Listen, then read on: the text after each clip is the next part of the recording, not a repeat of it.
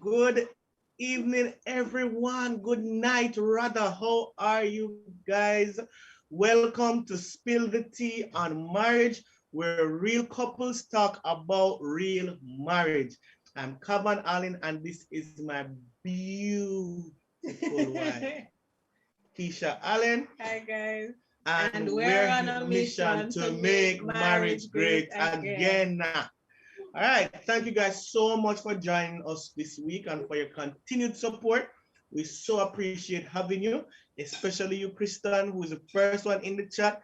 So I'm so excited. I years me I wait for this. I know why. All right. Um, so we're really happy to have you, and we have our special guest. One reason being why Kristen is so excited is we have the Weatherburns, our really good friends, Jamin and Tanika Weatherburn. And we also have no stranger to the Spill the Tea platform, people that you guys know and we love, the Waz. Right? And trust me, don't make Geo slimness fool you. She just had a happy, healthy, bouncing baby boy. Them just have this, both, in fact, both couples besides us are like just had young babies. So congrats to both couples on that. And we're happy to have you guys both here. Thank you for making time for us out of your busy schedule. And we are going to be talking about marital status. Tongue twister. Marital status. And so, Spility tonight is brought to you by House of Clay. It's a Jamaican luxury bridal fashion house, home to Jamaican fairy godmother, expert leaders at high-end wedding dresses and evening gowns. Uh, all specially designed and made right here in Jamaica. This word that my wife will pronounce, Jamaican. Atelier. So, In other words, we have our own workroom slash production right here. Yes, so if you know anybody looking for a wedding dress, getting married and wants to own their wedding dress, then check us out. We can be found on all social at House of Clay JA. yes. So look forward to have you, and you can check out our website at www.houseofclayjamaica.com. Yeah. All right. So before we get into our topic, which is gonna be off the chain, we have two amazing couples with us. I mean, long time whatever were to be answered. I'm happy that we finally got it done, and they said yes. Um, but before we gotta know, what are you drinking? What's in your cup, guys? What want a drink? Let us start with the newbie, the spill the tea newbies. What are you drinking? I have mint tea. All right. My favorite. Is your favorite? Okay. Yes, ma'am. I'm drinking. TK. Hold on there. What going on so? See? I love it. Nice. Yeah. Well, for me, I have some homemade mango juice. Yeah. Yeah. What kind of mango jam? What kind of mango you guys have? East Indian. You like Blackie? Really? Yeah, man, I love Blackie. Yeah, man, definitely. Live, I promise to get you some Blackie mangoes. All right? Yeah, All right. So like you have plenty. Yes. We have some. I don't want to give the viewers the wrong impression. We have some. Okay. So the walls look like you move off White River Arc. So you find a cup and you find something to put in it. Gia is doing a little motherly duty. But Gia is doing a little motherly duty. Okay. Understand. But she's having water. Yeah. And weed. I am having, let me get all of the words right. Cheney root with Guinean weed, with onion, some mint, and some ginger. A concussion, the sound trang. Is it COVID proof? the What- plan. Okay. That's them COVID proof. It's so like Smart, I smart. want So while Kavan is doing fatherly duties, we are drinking pink Moscato. I was introduced to it by a friend recently. I'm not a wine person. People who know me know this. I don't like alcoholic stuff really. Because most times them taste bad to me. But somebody said, no man, this one actually tastes nice and whatever. And I tried it and it's nice. So that's what we're drinking. Pink Moscato. Both of us. And there are the Spill the Tea cups. yeah. By Essentials Marital. You can check them out on Instagram. Mhm. Yes. Oh. Tell them what we're drinking. Yeah. So if I'm speaking more freely than normal, somebody put in chat. Get to you. Get to you. All right, guys. I want to jump right in. So Keisha and I have been discussing with friends and amongst ourselves about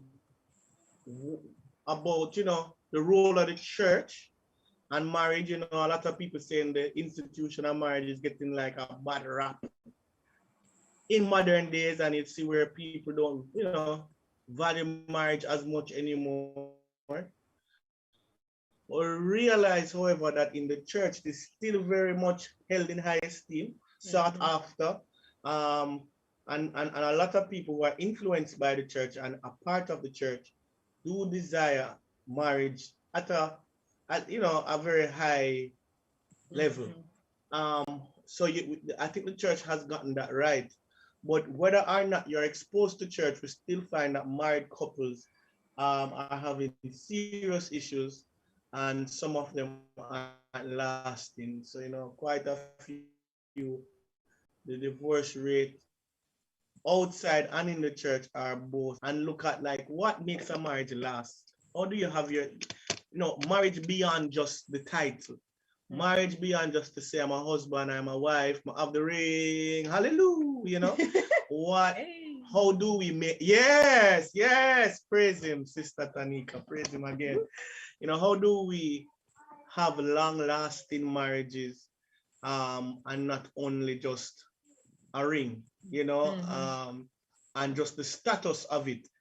A lot of people have the status and they're not happy, they're not having a good time, and they're not seeing the benefits of marriage. And so that's what we want to talk about. Why is it like that? How can we change it?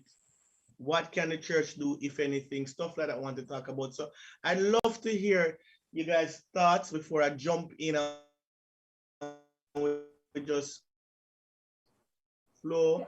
And pastors, and they pastor a powerful church in Portmore, Freedom Fire Ministries. And listen, you're going to see why we love them. Let us start with the word of burns. I'd love to hear your thoughts on long-lasting marriage and having a good marriage beyond just the status. Yeah, well, start, guys, with telling us how long you've been married. All right. So it's our anniversary month. And on the 26th, we'll be married for 11 short years. Right, 11 years. I think I want to start off tonight with something I heard fairly recently, and the person said that many people are in love with the idea of marriage, and I think that a lot of persons in the church or in general just love the idea. So it's like this fantasy where there's this man riding in on a white horse, a noble steed. Or a white demon. Like you did, right? Like yeah. I got the last one though. I got the last one, guys. So I mean, It was rough.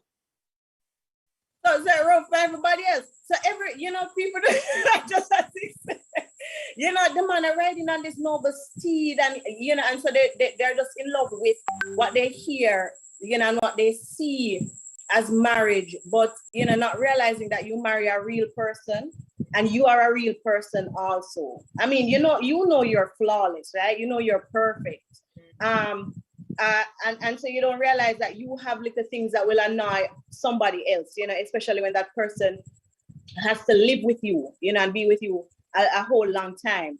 And so, we kind of have bought into marriage as per Hollywood, rather than real marriage, based on what people around us, persons who actually mean well, talk about, or, examples that we would see just generally.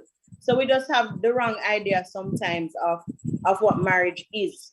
Wrong, on the, the pretty upside sometimes. Yeah. Agreed, 100%. I think it's just such a powerful thing. And I want to show this on the walls because it's so interesting. Many people, you talk about the fairy tale, and then they also kind of have a fairy tale of what will make it work. Not only is it like a fairy tale, this guy come from out of the sky and this woman, always just look like she walk in the catwalk, and her sleeping beauty, and she get up. And she, I woke up like this. She don't have the, and they also have like, all we need is money, or own a house, or a good job, or I just need a, but well, I mean, in the last couple of months, we have had the two of the wealthiest men in the world got divorced. We have Jeff Bezos and we had Bill Gates. So clearly that money keep you. So I think there's so much to look at, and I want to show that on the walls,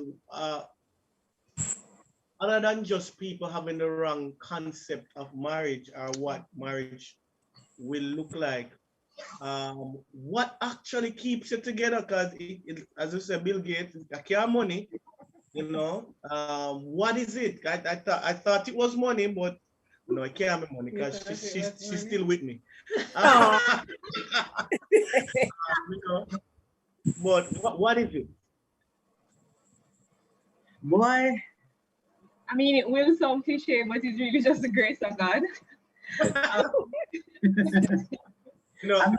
I joke? Or should I behave myself? You can do anything you want. It's your show. Okay. Like Gia look upon Brandon and say, it's not looks either. It's the grace of God. Oh, God. It's all right. I thought we were friends. I love you, bro. I love you, Brandon. All right. It's all right. Spill the tea uncensored. Brandon, know I love him. I want to pray with people I love. Yes, bro, go ahead. With the grace of God. Keep going. I mean, I don't know if it's any one factor. My son is watching TV, I'm sorry. I don't know if it's any one factor. Yes, definitely the love of God, 100% the grace of God. I think though, especially in church, I don't want to sound unchristian like because we have two pastors online, right? But we focus so much on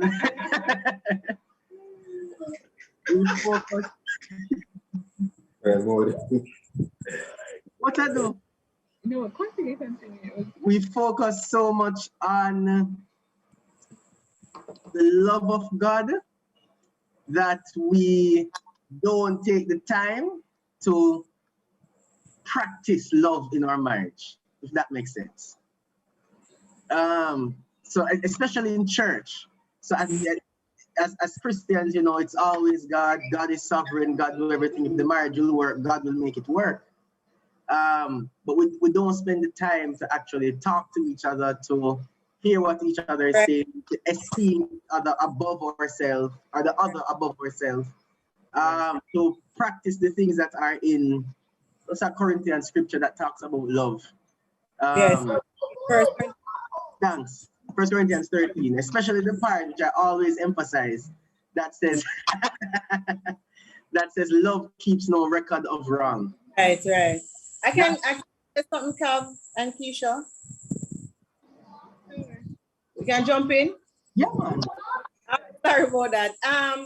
Like I mean, and I really believe that, Brandon, because you know, I don't only look at the celebrities who get divorced. I look at the people in church, you know, the prominent people. I'm gonna take it up on him, you know. I'm gonna say the apostle. I say, oh, the marriage. Nah, you understand? You better make sure so we, you see me? Because the thing biting the practical, and that is the way I look at it. It is like the marriage, the whole living of a marriage is so practical. And I realize that God Himself, God is getting a bad rap to Him. You know, so it's like we are supposed to say that, you know, it's the grace of God, you know, and it is, but there is indeed the practical aspect of it.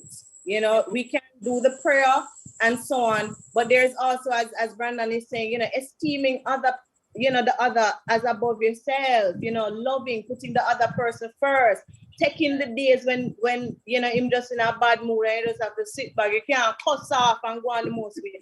Just kind of absorb, you know, if he is not in a good place. You understand what I'm saying? So it's like there is just the practicality of life that comes, you know, as a part of being married. I agree. Yeah, man, I really love all these points, and you know, I think there is a must to include God in it. And I think that's why it is so frightening that even as Christians who have God's grace, that it's not working out. It's always like, you know, how can it not work when, you know, you have all this help and the Bible and, you know, and I think to the world it just looks crazy. That's why for me, there's so much to unpack, but for me personally, one of the things that I think happened is that we did not take the time to get to know our partner before marriage. I mean, I talk people that live with them spouse before them get married, don't know them spouse. You know, people that um people that you know dated for 10 years before marriage, don't know their spouse. And you say, how is that even possible? But I've come to realize that a lot of times there are so many things that they either skim over, but it's like we never deal with it, we never search it out, or we just don't ask the questions, we just don't pay attention, we just don't care, we just feel like, you know, my money is my money, so we never really had the money discussion. So when they get married, they realize that this person is putting in debt and have no sense of spending. You're like, I am shocked, but I think a part of it is that we never get to know the person to begin with, flaws and strengths and all of that. And I think that is somewhere where somebody isn't married, where I would encourage them, like, take your time. I don't believe in long engagements, me personally, but ensure that the time that you spend is quality time to get to know the person, and understand differences, and you pay attention to the good and the bad. Right. We were on a live earlier, talking about marriage, and I was saying one of the things that we learned early was there's a tendency to shut down. But I knew it. I understood it at as much level as I could at, you know, being friends, and we could address it. And it's something that we talked about. It's something that I could say I don't like. It's something that we dealt with in premarital counseling, you know. But a lot of people, things happen, and you don't address it any at all. You don't take the time to kind of speak to it. And I feel that that's one reason why we're having poor marriages, because before marriage, we never pay attention to the signs. I don't know if anybody ever thought, and I know others went very long, but I don't know if any. All right, Cav. Prophet, I want to say something based on what you said a while ago about taking the time to know the person. A thought came into my mind. I remember the story of the brother who had the one talent, and he went hid the talent, right? And the Lord asked him about it, and then say, "Yo, I know that you are a hard man, and you want to reap where you're not sowing or whatever." And I buried it. And the Lord said to him, "You know that I was like this, so why did you not go then and invest my talent?" You get what I'm saying? And I feel like even as couples in marriages, even after we have taken the time to know the person, we must follow through. You know, so if we know that she doesn't like when I do Everything we like. Everything.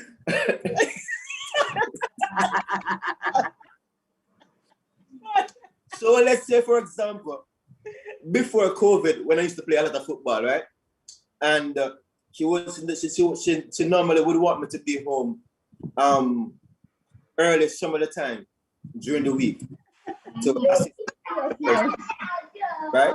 That because I know that I should ensure that I come home early at least 2 or 3 of the days of the week, rather than saying, "Yo, me play ball," or me no want tell my brother them say, "Yo, my wife must come home so can't play ball." You get what I'm saying? So because I know her, I need to do things that will actually help to show love, to show support, and to strengthen our marriage, rather than knowing it and ignoring it. I feel like a lot of ignoring has happened where spouse don't really follow through on who they know their wife or their husband to be. So we have to actually, follow through on that. True. Definitely agree, Pastor Jamin. And You can also, say that.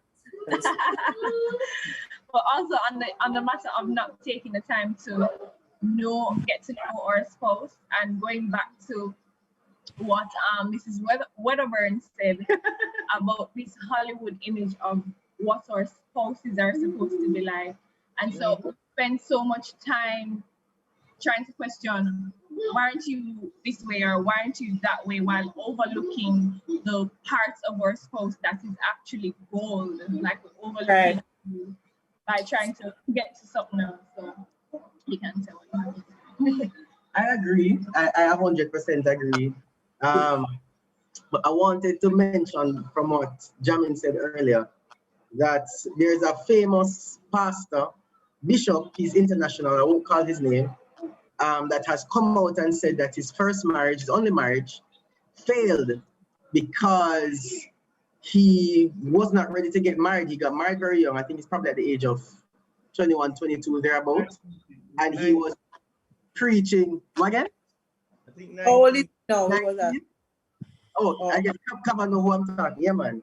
And he was preaching every day, every night, traveling different countries, different states, and he was never home. And I mean, I don't know what happened when they had their conversation, but I'm assuming, based on how he shared this story, that they spoke a lot about, no, you need to spend time with me, you need to come home and have some dinner, whatever it is. And he said, no, I am doing the work of the Lord. No, he said, I was a preacher before you met me. Exactly. You knew I was a preacher. Exactly. And I think I made that point because Jamin mentioned something, something very practical about football and so on. But even in our local churches, in the churches that we know of anyway, there is a lot of, I don't know, something around we doing God's work above our family, and we doing God's work, and that takes precedence, and the spouse must just understand. And that should just be okay. And I think to be honest, it is one of those things that I believe is at the root of the destruction of Christian marriages. Hey, baby!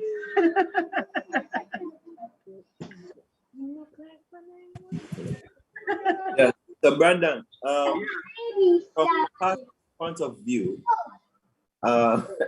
family is always first, right? Like it's big for us on our agenda. Like family is first.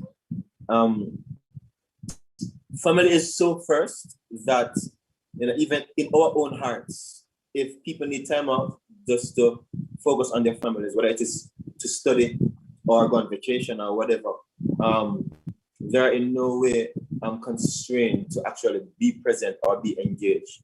You know, we really want them to actually be able to have the time for themselves, because it's better for them and for the ministry if they are healthy emotionally, if they're healthy within their homes and their marriages are working out and their friendships are working out and whatever. So we really need to understand that, you know, because I mean the Bible actually says, prophet, that if as a husband when I treat my wife the right way or whatever the case may be, God not answer my prayers. Okay?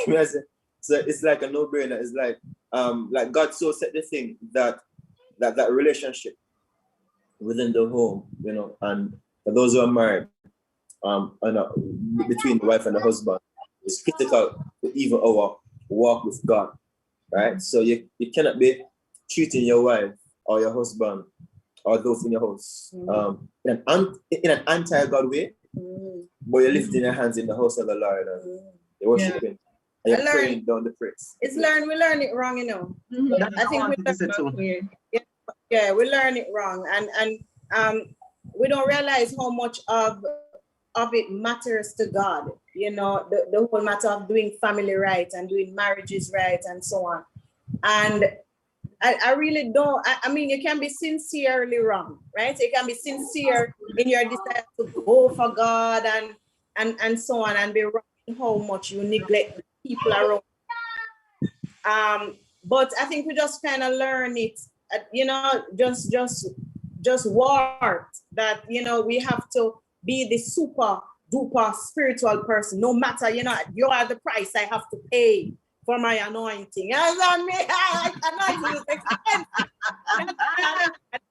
The price I have to pay, your happiness is the price. You understand? And so I think we really learn it wrong, and we've been going about it the wrong way. I do agree. I do agree. I think, I don't know, there is, to be honest, I learned this, I learned this probably 2 years in our marriage, or 3 years in our marriage. I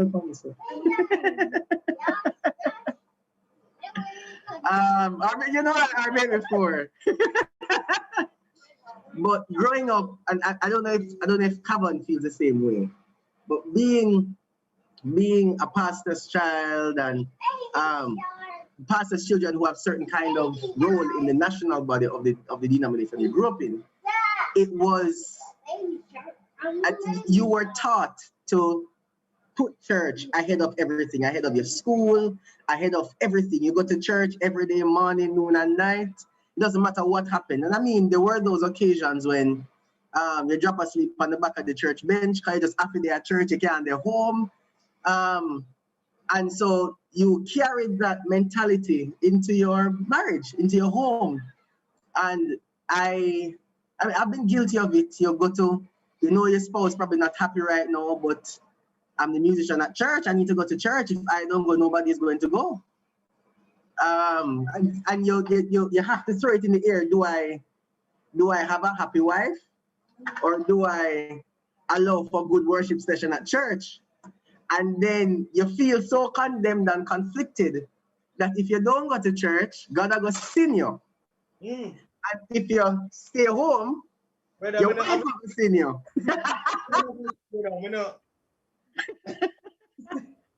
So I mean, I've even been taught, I was told once by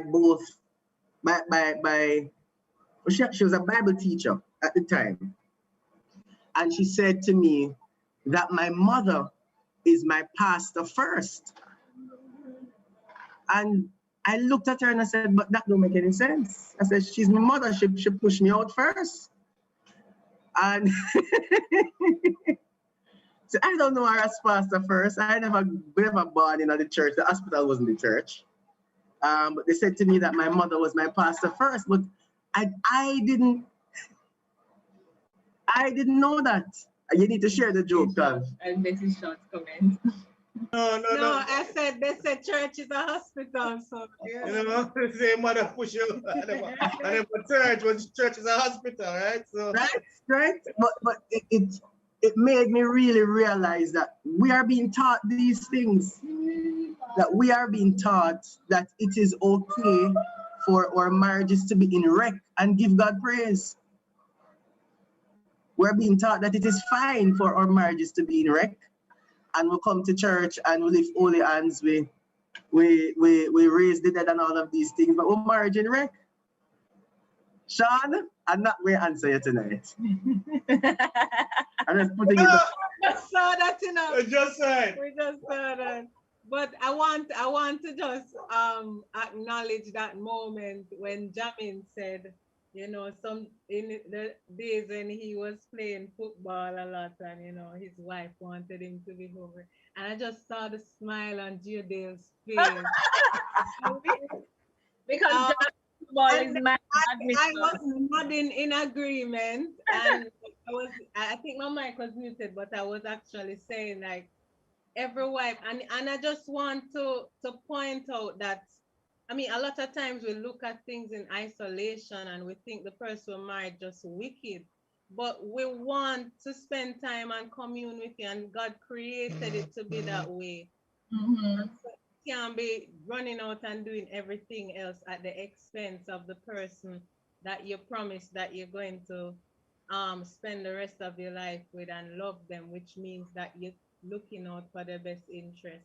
And let's not even go to the part where when children are involved, how much, because can even talk about just how practical life and marriage is. When children come into the mix, you can't come with your whole spiritual church must go on and I am called of God thing. Like and then expect to come home to somebody who is just going to smile and be okay when the whole time you're just trying to wonder how you're going to get through this moment.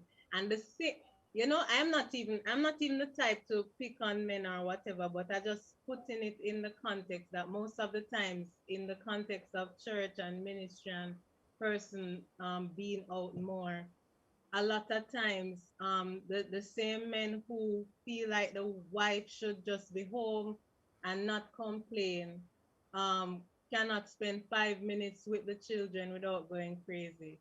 I'm just putting it out there, guys. Like, and so there are a lot of factors, and I've heard a lot of men of God who preach and who are pastors or whatever. A lot of times when the marriage goes south, they said that the woman was trying to stop the purpose of God on their life and to mash up their ministry and whatever. And they don't look at just them neglecting the responsibility and the promise that they made, the covenant that you made with your wife.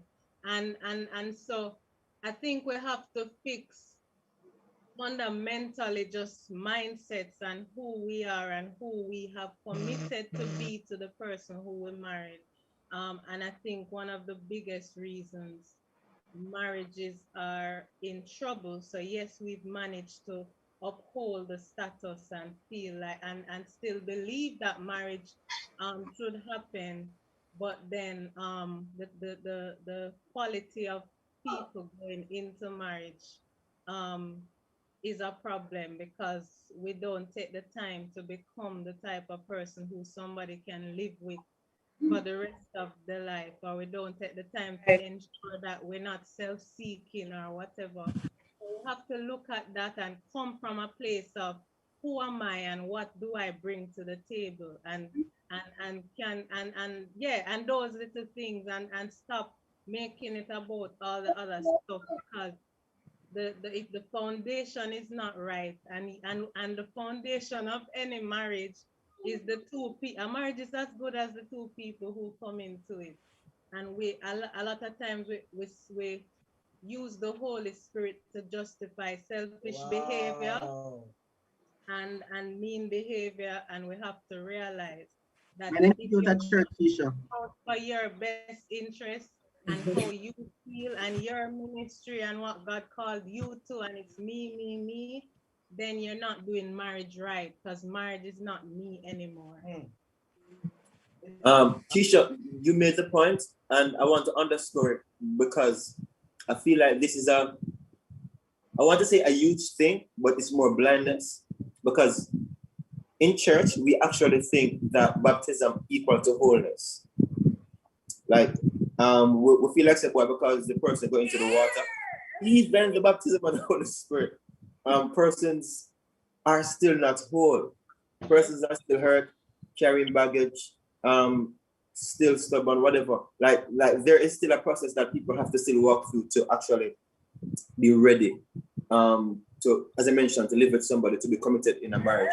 And so I really feel like as believers or for persons who want to go into the marriage, like take the time, you mentioned to know the person, but also take the time to work on you. To work on you.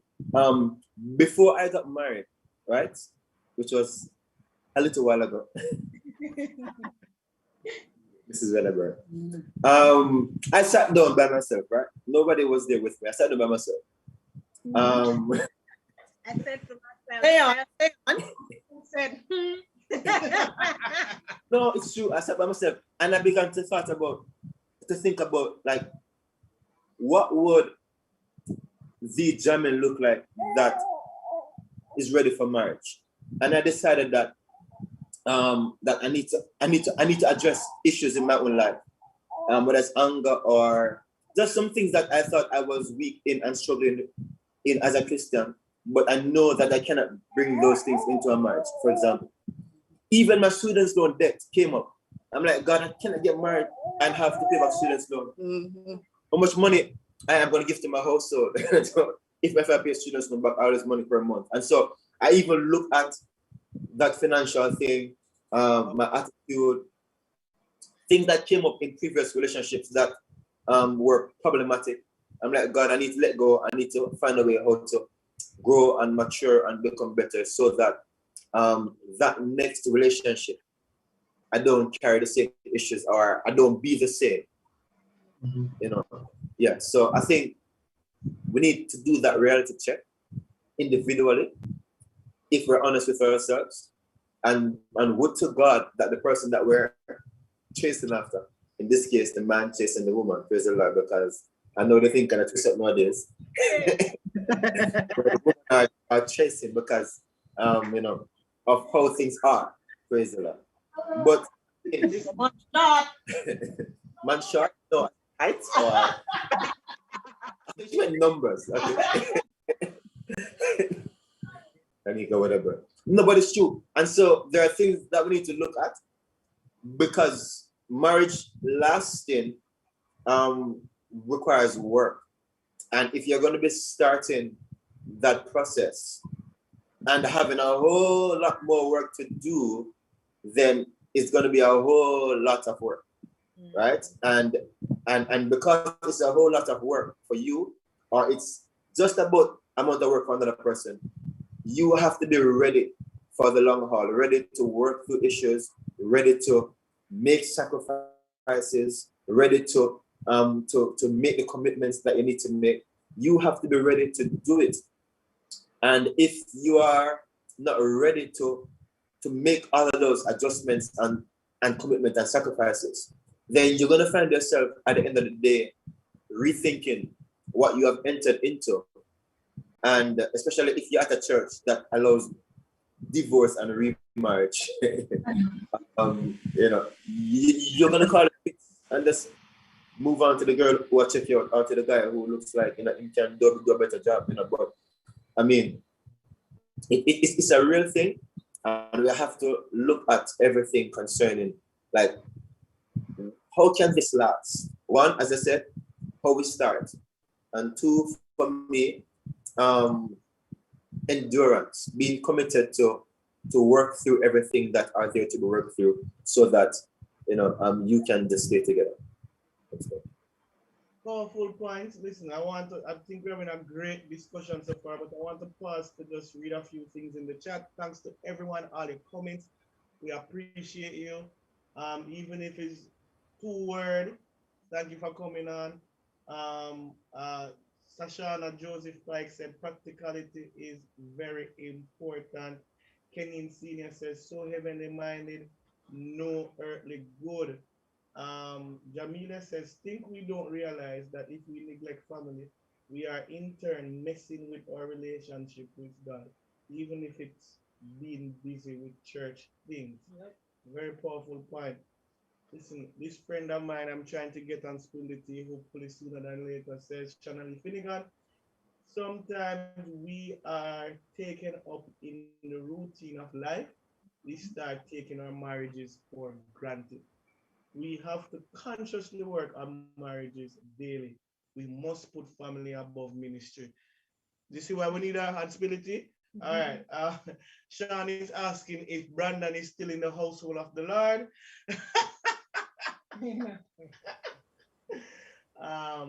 Let me read one from Kristen.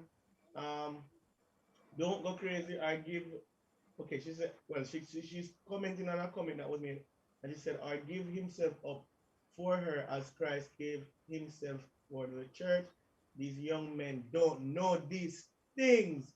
Not picking on anyone though. Being that I'm a man and that I'm young, I believe young men know these things, and I'm Right? sticking to that story. Um, fix your house first. Also, yes, self-evaluation is very important. 100% agreed. Thank you guys. And if you have questions as well, feel free to ask them in the comments. We would love to hear from you guys. And, listening to you guys, the truth is, and Isha and I, we have been doing spirituality over here. We have um, talked to so many married couples, counsel people pre and post married marital uh, couples. And we realize that the main thing that destroy marriages, I mean, it have different names. It could be money, It comes in it could be different. adultery, it Speak could up a be little, Tom. huh? Speak up a Speak up a little. little. Sorry. Yeah, we have come to realize that there's one main thing that really destroy marriages, and it may have different faces. It may look like money, adultery, abuse, neglect, but at the end of the day, it's really just selfishness. Yeah. And there's so many persons that want to get married. And we spoke earlier that one of the good things the church have done is to hold the institution of marriage in a high regard. And so because of that, a lot of people aspire for it, but they don't. Somebody need to tell them, bruh, if you're gonna take up people's daughter or take on people's son, you have to get selfishness out. And I won't say I'm the most selfless person in the world. I could be more selfless when it comes to cleaning the bathroom or cooking dinner. He's very selfless. I can live Yeah, with the other stuff. there are other things I do well, and there's some I can with. improve on. But the reality is, though, we have to come to a place where life isn't about me. Where, when a married person say, yo, I'm tired, no, maybe I need some me time. It's, it's a slippery slope. I know some people define different than others, but I tell you, I like to keep that me out. Let us say I'm so tired, I'm just going to take a little rest. I don't, I just going out with some friends. I haven't done that in a while. Just going, but once it can never be about me. You know me, I say that don't mean you don't get to do things that you like, and maybe your spouse isn't included. But even when I'm doing it, I'm thinking about my spouse. I'm saying, they want to go out your weekend, not to party, but like they want to go out for a weekend, have a girls' weekend. But I say no, I don't know if my husband can manage me not being for a weekend. So I do 2 nights. But you are Then 2 nights now a week. no. Saturday, Sunday. Weekend start Friday, But 2 nights. Yeah, I'm just saying, you make some compromise. Or yes, so you don't you're make planning together. Yeah, you're planning together. You're going away for the whole weekend. You say, here's what I'm going to do. I'm going to cook 3 dinners and put in the fridge. I have to put it in the mind. It's like you just come together. It's not about just what I want to do. All right, sometimes say, no, it's not the right time. Right. No, it's not the best time. There are many things I know Keisha want me not to do, but I think she'll also admit there are many things I don't do just on the basis that I want her to know that I hear her, that I value her opinion, and that this relationship means more to me. And a lot of people miss out on the opportunities to show their spouse, both male and female, how important they are. on simple things, that when really important things come, it just bore a bigger hole. So I could have turned down football, but now when work is saying I need to put in some more hours, Spouse overwhelmed, so it not it even matter the spouse is so under pressure already. It's like you saying that it just rough, even though it's a real serious issue. So I think the more you give and take is the more you give is the more that down the road you realize no, it's a good time to for compromise to go swing in my favor.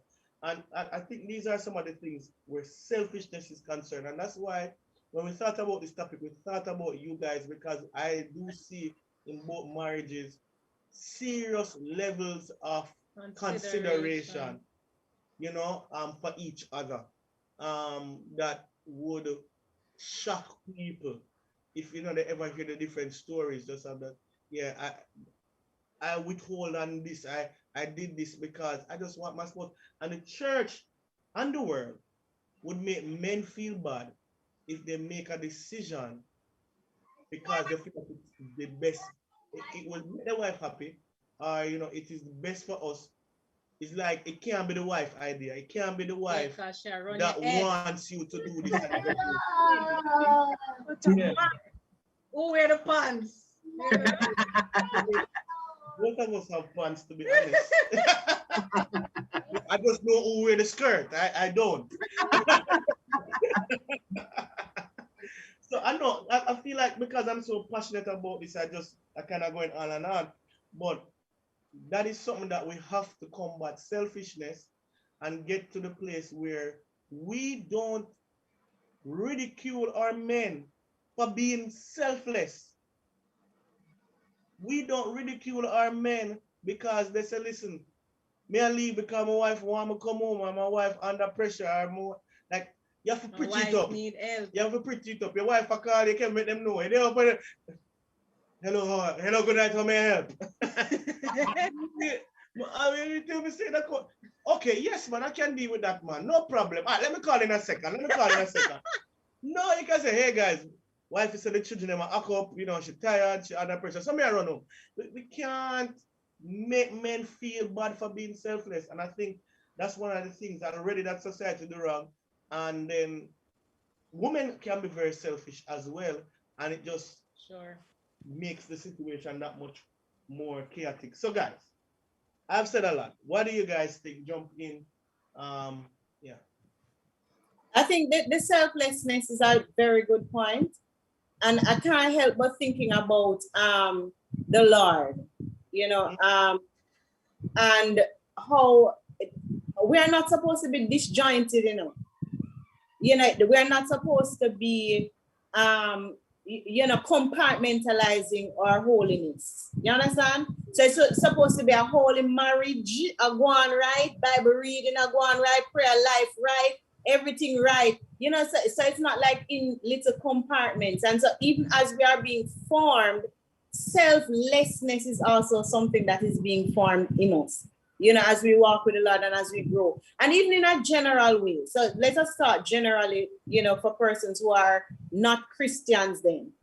The selflessness, as Kavan, you're saying, is just a key thing. And I also thought about how sometimes, like as a male, the man want the freedom. You want freedom, to do different things.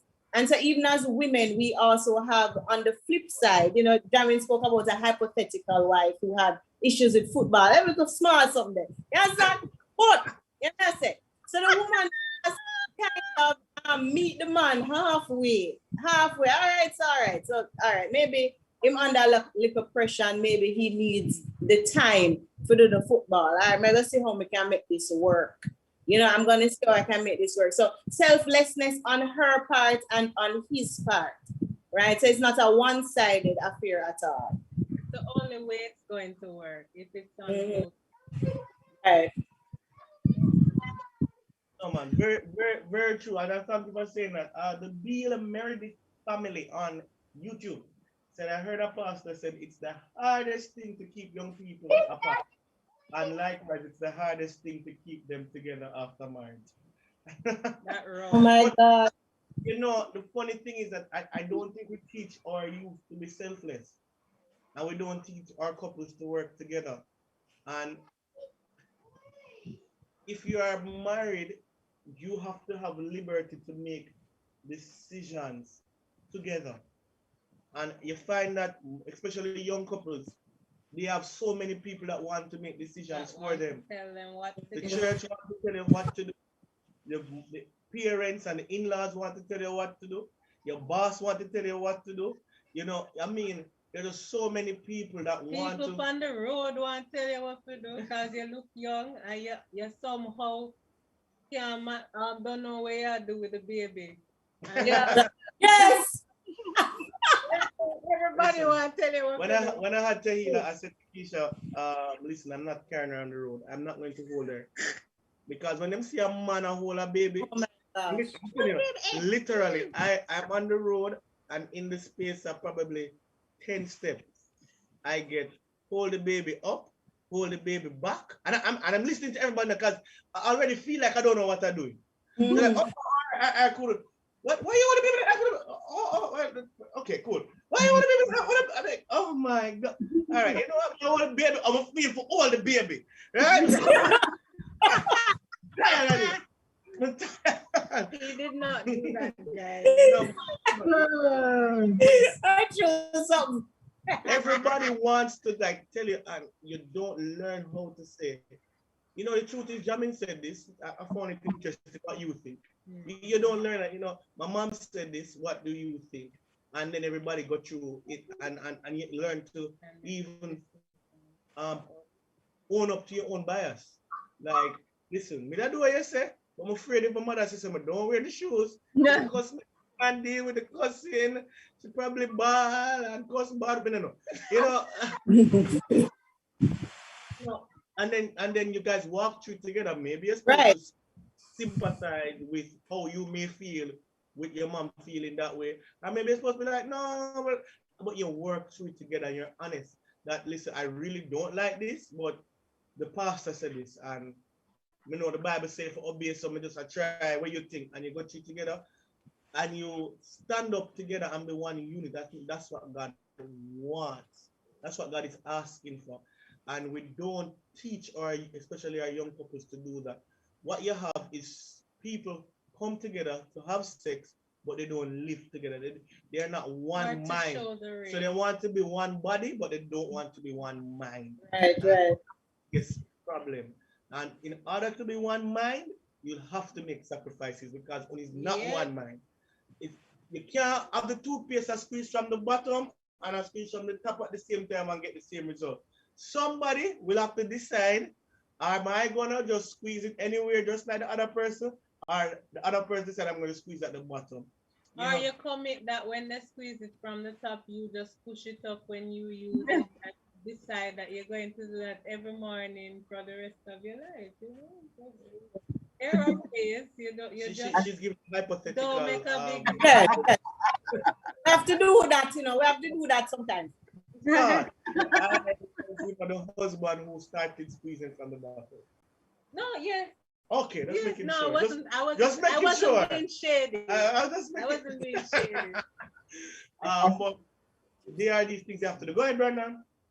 I was saying that it is what I see happening a lot now is because, yes, I agree that churches esteem marriages at probably the highest level, but we don't necessarily teach them how to keep them and maintain them.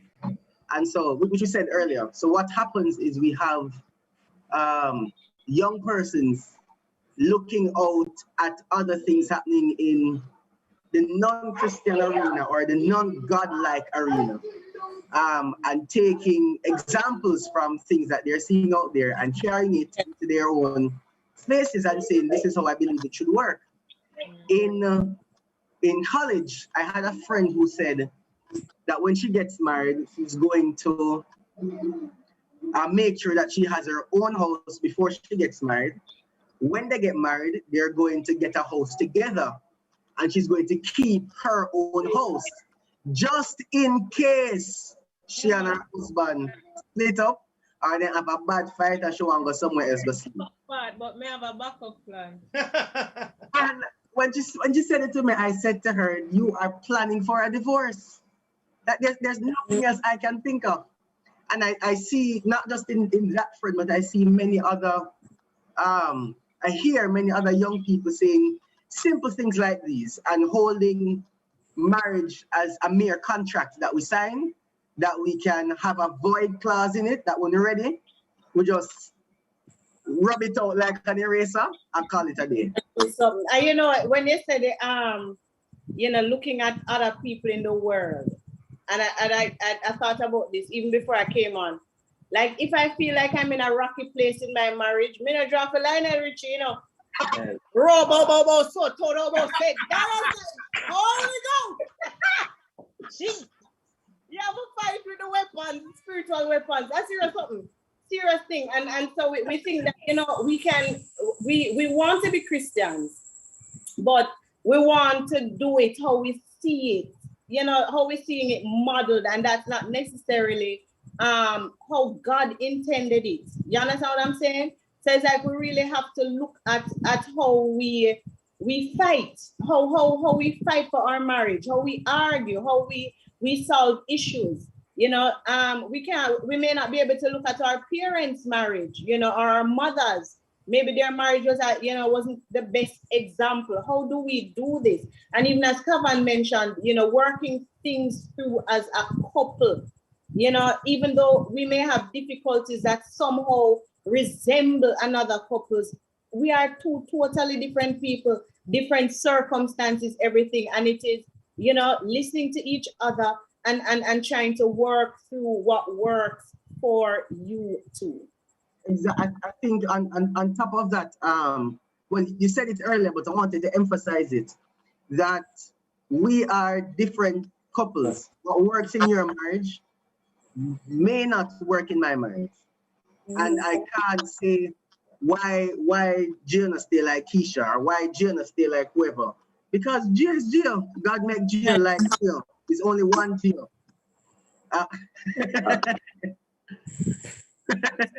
And so I can't expect that she's going to behave in a different way than how I met her. And I believe earlier we mentioned, what Jamin mentioned, knowing our spouses, spending the time to know our spouses. And knowing never ends. Knowing always continues, because we have life experiences that will cause us to change our opinions, to change our behaviors, to adapt to a certain situation. And so something that I did before, I no longer do. Something that I liked before, I no longer like. And so the marriage is not just coming into the house, you reach home, your dinner put on the table, as soon as you eat your food, you go in the room, you bed, you have sex, you go to bed. And if you watch TV, or you see any clips about the place, if you watch anything on TV, you get the impression that that's what a good relationship is. I watch, not anymore, but I used to watch a lot of Friends. The sitcom, you call it? The sitcom Friends. And the guy in there got married must say 3 or 4 times and divorced 3 or 4 times. Next one, him never knows him didn't want to marry the girl until them sleep together. And then they realize that the sex was good, so this means that the relationship is going to work. And we watch these things and we take it for granted that it's just a TV show. But the truth is, those things are being formed in our minds. Right. These concepts are being formed in our minds to say that this is something that could work and maybe it will work for what I want. Because, I mean, the truth is, a lot of men really just want to go home, have them food, have sex and go in bed, wake up, and the cycle continues. That would be a good life for many people, but may not be a good marriage. Why would you think that? Why would you? I think to explain we have to have an after dark, and I don't know, it's kind of late. Ka- Kavan, you said a lot of things earlier, but one of the important things I want to highlight was the part about being Christians and how that will play a big role in saving like the marriages and stuff like that, right? And you also mentioned the point about just a lot of talks happening around you on the road or outside, and you as a, let's say, as me as a man, as a husband, I allow what people say to dictate how I treat my wife, or if I follow through on my commitments, because I do not want to look away or look small or appear as if I'm not in charge or whatever. So how I am from a long time, I don't, technically saying this, but I don't live by what people say. That's putting it mildly. So, Yeah. I'm a Christian. I cannot speak it any other way. Mm. But I don't allow people to, worse, if somebody starts talking about my wife, why? They could be anybody, family, I don't care. You're not allowed to address my wife. If you come to my house and you make a comment, you're not invited back again because you have spoken. So I take this thing very seriously when it comes to my wife and speaking to her, and try to make it look like some boy, she's not doing a job. I was reading an article in the Observer. The Observer Mondays, usually, I'm not sure about today, usually have some female thing, whatever. And so they did a survey among the populace about women who look married men, right? And these women were confessing that they actually slept with married men and stuff like that. And they asked them how it worked, or what did they do to pull away the man. And one of the ladies was saying that how it worked for her was that this guy kept coming to work in the office every morning and having had to be purchasing breakfast.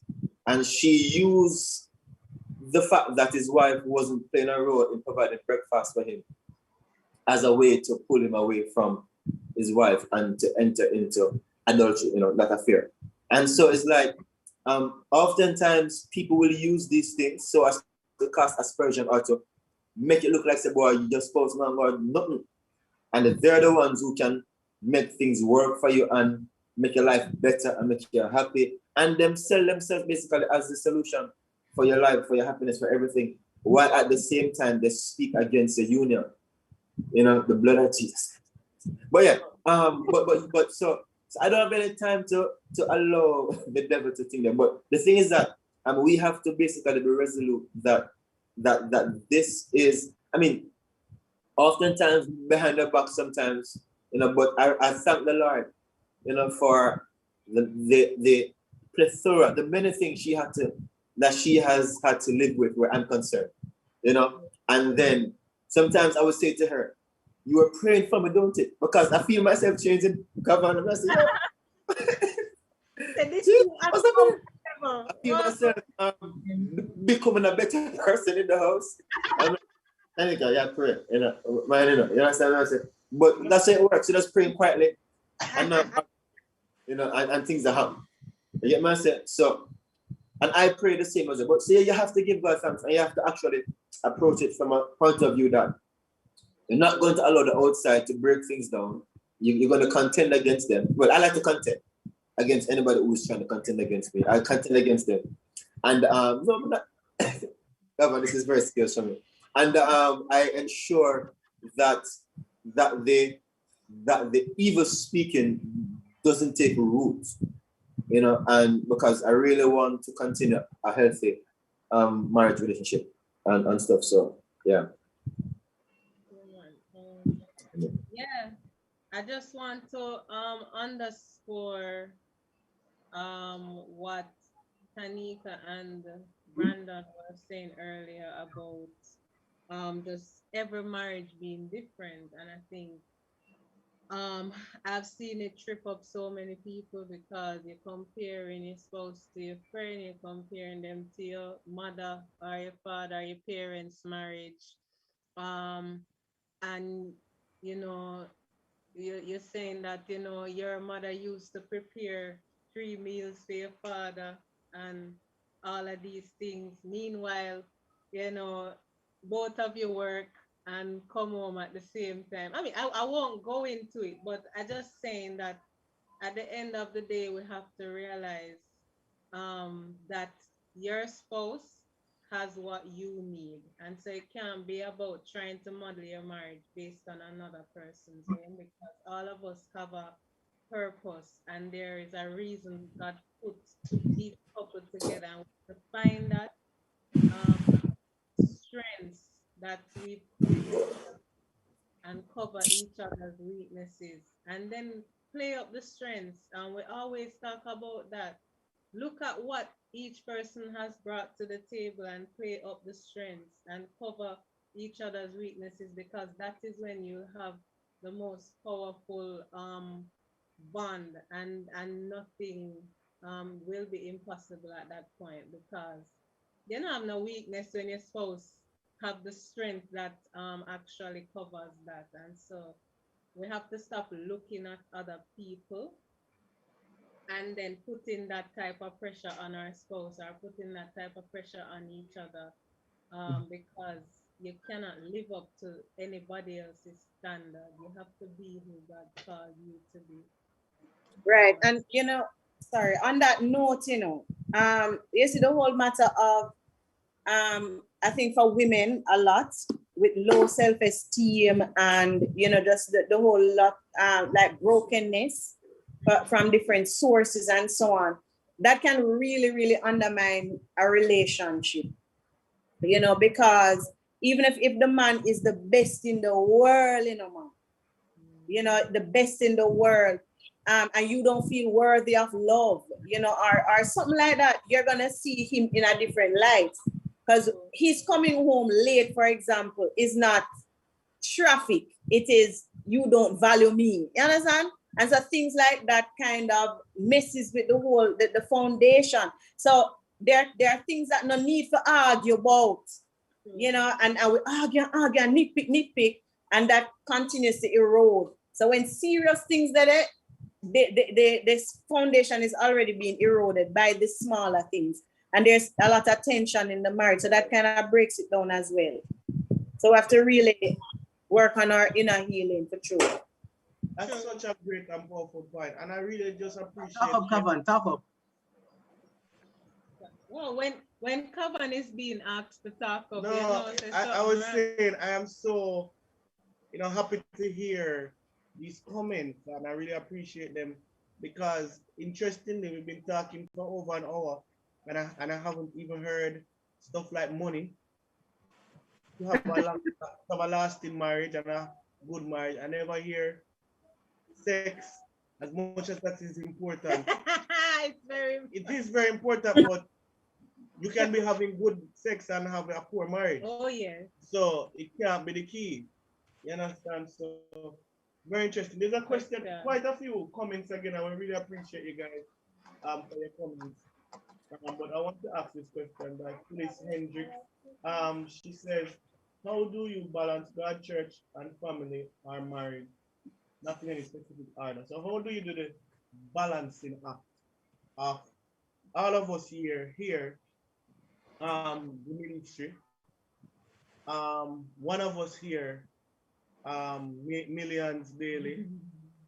I won't call any names, big up Brandon. And all of us. I receive it, prophet. I receive it. I receive it, prophet. I receive it. I'm coming for you though, Brandon. I'm coming for you. In circle soon. We all of we have like what? 8 children between us. Oh. We have hobbies. We I mean, there is so much that we do. How do we strike the balance? No, no, no, no. And make it work. So I'd love us to address that comment. Uh, how you do you balance God, church, family, marriage? Yeah. I mean, I, I, is, I don't know if the word balance make it sound like it's a scale.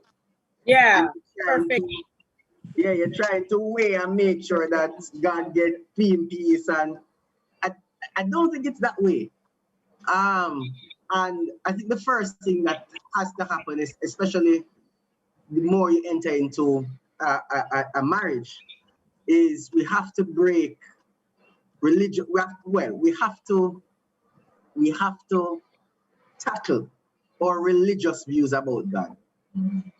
To feel as though God can only be praised or must only be praised when you go to a church service. Or you have to make sure that the only time you pray is after you get out your mat, you put on your talent, and you go down on the ground and pray. We have to break those religious views. If we think, 'cause there was a time in my life where I felt as though the only time I felt God was around a certain kind of setting. I had to get into the group of friends that always spoke in tongues, and we have to make sure that we sing at least 2 worship songs. And after we sing the 2 worship songs, then somebody would chip in with a dip. Like it was real. Um, I but the minute I started to break away from that, I realized that I was praying to God and seeing miracles on the road. I was seeing God in a whole different light, the way how the trees sway in the wind. I started to see God in a different light. And in seeing God in that way, I no longer felt as though I needed to find a way to balance God in my life. God was just in my life. There was no need to now try and make sure that God get in peace or God don't get in peace or God just did it. There's nowhere else for him to go. He was everywhere in everything. The piece about my marriage and church though it really had to take a deliberate effort on my part. And again, it was because of things that I was taught, not necessarily, telling me that this must be done, but how you see things happen. Both my parents are ministers and now pastors in the church, and they have an understanding in their marriage. And I took that understanding into my marriage without having a conversation with my wife. And so, understand it. We read mine. Yeah, understand. Yeah, man. So we had cases, and it was a real thing. The thing about me going to church because I had to play music was a real thing. And there were moments when my wife just wanted my company. But if I never go to church, music don't play. If I never decide to, that I need to go to church there, I need to call somebody to fill in for me. And calling somebody to fill in was a difficult task. And sometimes you're like, boy, maybe it is really just better to go to church and you figure out what you do when you go home. And it really took a deliberate effort. No lie.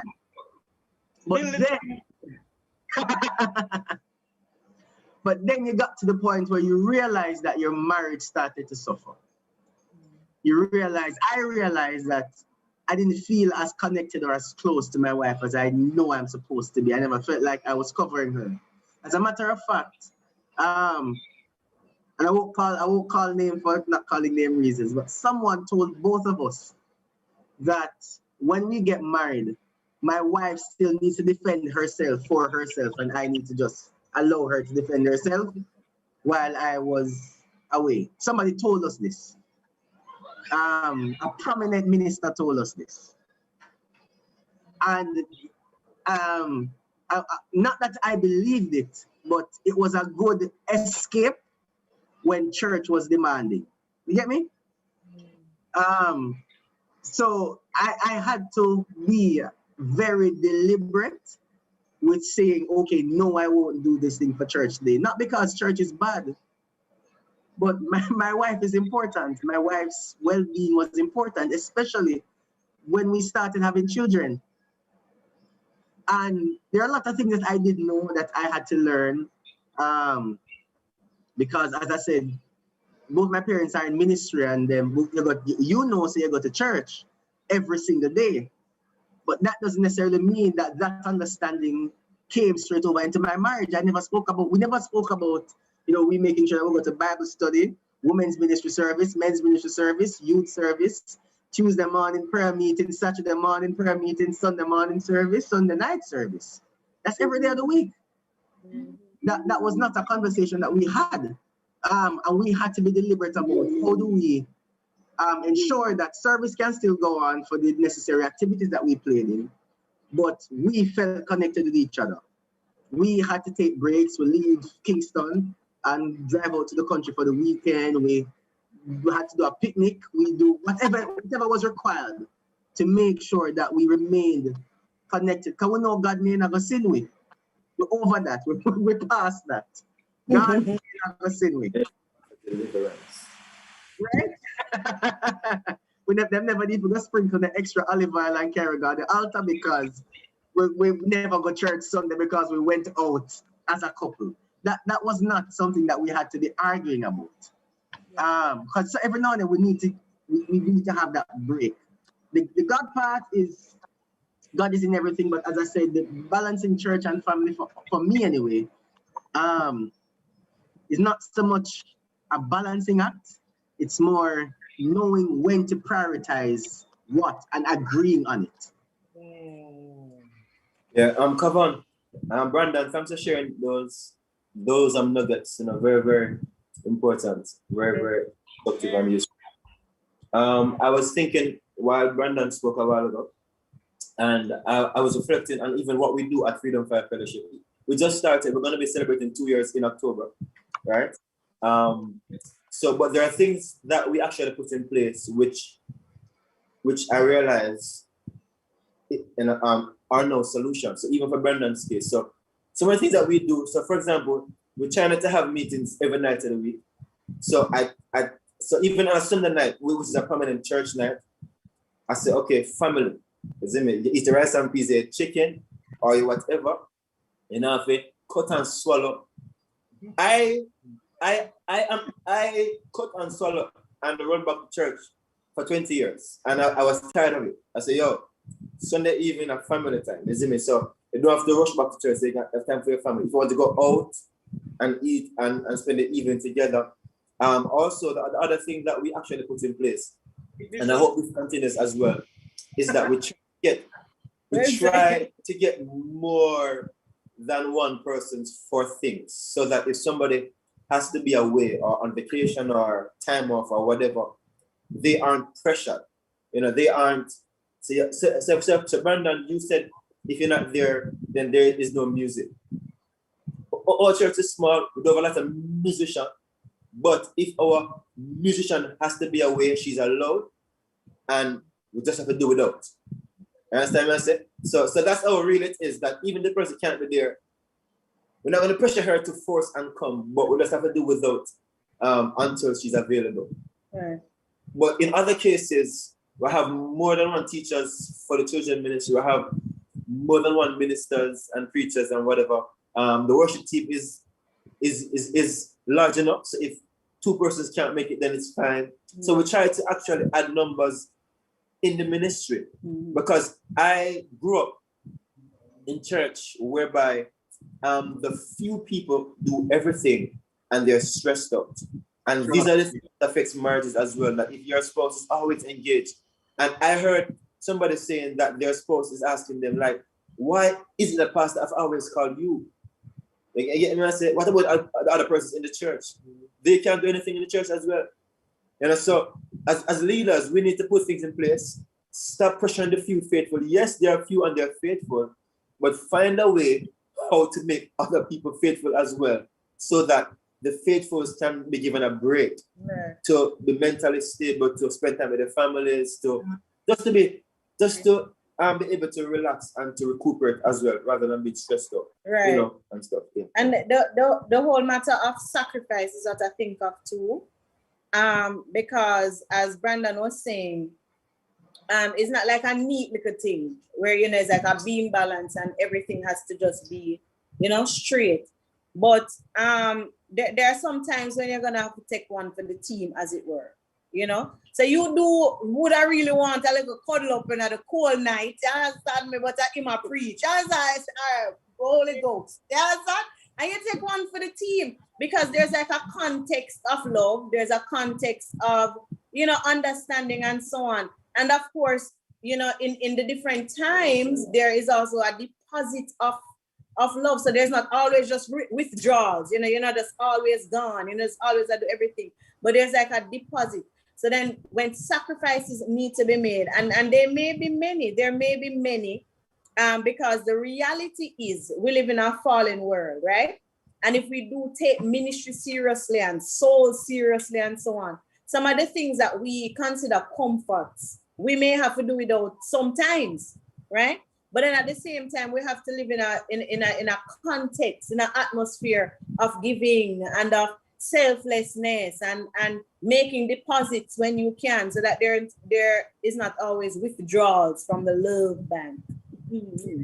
Yeah. All right. When there's of consistency, as Tanika is saying, when there's a level of consistency, when you don't have to wonder about your spouse's intention, it's easier for you to say take one for the team because you know that. I mean, not just that. You're going to marriage committed to who the person is and what you know that they are called to and what they love and stuff. And so therefore you're not going to stop them from doing that or prevent them. But when they have consistency in how they care for you and how they consider you in every decision that they make, when sometimes they have to be away and you are under pressure, you know that you have to. It's easier for you to actually be rational about it and say, you know, you not try be wicked, this needs to be done. We'll figure it out. And there are ways to make it easier because one of the things I appreciate about it is that there are times when he has to be away a lot because of ministry and preaching engagements. But if he realizes that at time or I'm going to need to, he won't just leave me high and dry. He will try to figure out who to call to come over or who can maybe keep the children for a few hours or whatever so that it won't be a thing where he's just gonna leave without a solution. And there are times when there's no other solution but to deal with it. But if you realize that the person is reaching out for a lifesaver, don't just ignore it because this is important. You know, find a way to bridge the gap when you cannot be there. And you Yeah. know, I think this persons listening. I really hope persons are able to just grab it. I want to go back to what Brandon said before we just look at a question that we have here. But the balancing act is not necessarily trying to keep everything at the same level. Right. So you're living your life, but sometimes family demand a little more. Right. Some church demands a little more. And so what you do, you're in constant communication and on the same page. And why I feel this demands a little more. Why you and sometimes as you talk together and you come up with solutions to help make the process of the demands of life a little easier. So I think it's about communication and going together. But all these things are important, and we are doing all of them to glorify and honor God. Right. Church is to honor God. Family is to honor God.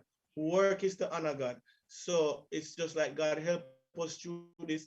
I may be doing my masters and now exams are due. I mean, I spent over $1 million to do the masters.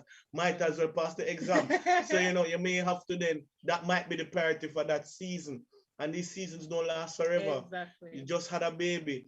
You might mean I don't preach as much as I used to. I mean, baby going to grow up. You know, these are just times and seasons that you just have to navigate. And as Keisha says, sometimes I just want to go out. Like NBA finals, I know friends would want me come watch it with pre-COVID.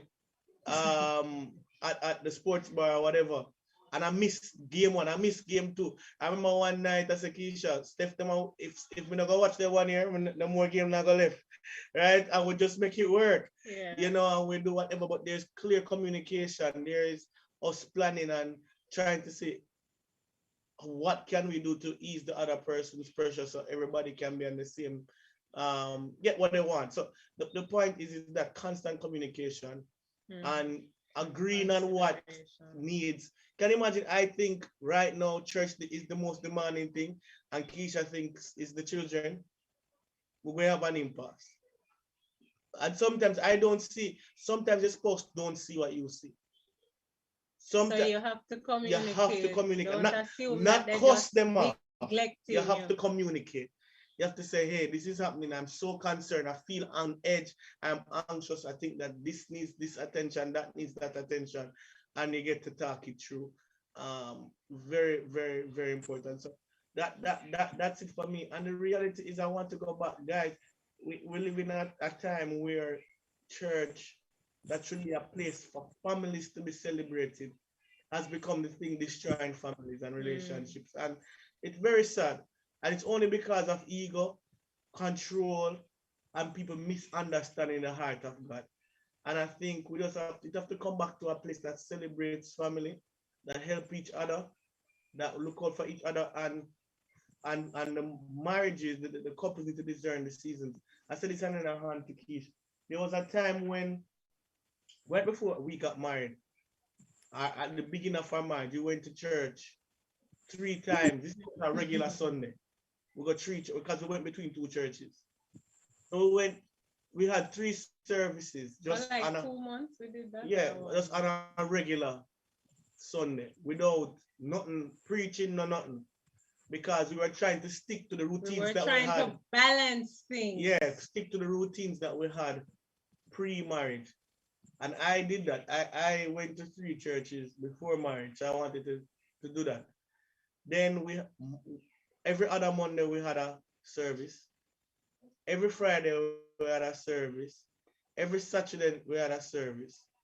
So when you add up those things, and that's just on a regular, this is just regular routine, it would drive you crazy. And we had to step back and just say, oh, we have to commit to one church. We just say, God, what you say? God, we are dead. So clearly you have to say something. Unless you want, we're dead. And you know, I mean, I know. And so we felt like he was saying, commit to one. And that, you know, and so different things for different seasons. When the children were born, each time, different things for different seasons, different ways that we had to give emphasis and focus. So you will always have changes and things that come up. You just have to be willing to communicate and figure out which one takes the priority or the lead for this season. And so, yeah. Yeah. Kavan, I feel like, because I wanted to say this from earlier, but the topic you introduced, I think purpose has a big role to play in it, like supporting each other as we pursue purpose. Yeah. Because a lot of times the home is good, like the wife thing I work, the marriage is good, right? But you come home and you're frustrated, you're disappointed, you are angry, you're upset, you're frustrated, you know, and all of that is based on what's happening on the outside, but it's brought into the union, into the home, and it rubs off on how you talk to the children, it rubs off on how you react to your wife, and she have nothing in it, but was she facing it, she receiving all that negative stuff. And so as I suppose it would help if she would just help me sort through my day, you know, what happened at work, why I was so frustrated, somebody bad drive me, or you understand what I say? It's like just to give support to what I'm pursuing. So let's say that I have a rough assignment and I feel distressed over it, then she can say, yo, Jamin, it's gonna work out, don't worry, you know, it's gonna happen. So just to say and to support and to encourage each person in their pursuits, because at the end of the day, I know we're focused on ministry a whole lot, but even outside of church related service, just the ordinary things of life. These things also help to create distress and problems, and they can affect the happiness in the home, and if not properly dealt with and supported through, they can have lasting impact on the marriage as well, and then that can lead to further problems. Whereby the man or the woman can just say, yo, I don't feel the support behind my career, for example. I don't feel the support behind my passions or whatever, and it's important, and it's vice versa. It's vice versa. For example, my wife, as Kavan knows, and Keisha, she likes school, right? Right. One more school right now. But I've been supporting her endeavors, in that master's and this master's. I'm like, and some more do I'm saying, what? Don't even say the word. But it's like just supporting what she's doing because it is where her heart is. It concerns her purpose. She is an educator, and she has visions of what she wants to become, and so I have to make the sacrifices. But whenever it's school time, like jamming change, it's like I have to sacrifice a whole lot of stuff, like crazy, isn't it? So I mean, like for example, I like to invest, right? And so I buy stocks and whatever. And sometimes when I school fee due, I mean, I'm saying, well, I'm going to sell some stocks. I said, John, I'm saying, God, not. But I have to cut short my medium-term plan for capital gains. Praise the Lord. So just Lord. And so I said, God, I'm a wife, I'm married to her, I love her. I want her to prosper. I want her to not owe anybody the money or whatever. So let me just do what I have to do. And just push my plans aside, for whatever. Just and support her purpose and what she's pursuing. Stuff like that. Yeah. So it's not all the time. It's church. It's church based.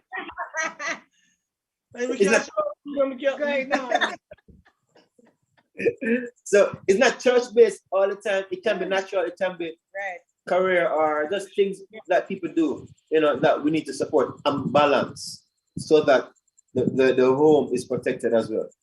Because I mean, yeah, and everybody feels valued, and we don't carry over the little things so that we can actually deal with the bigger things.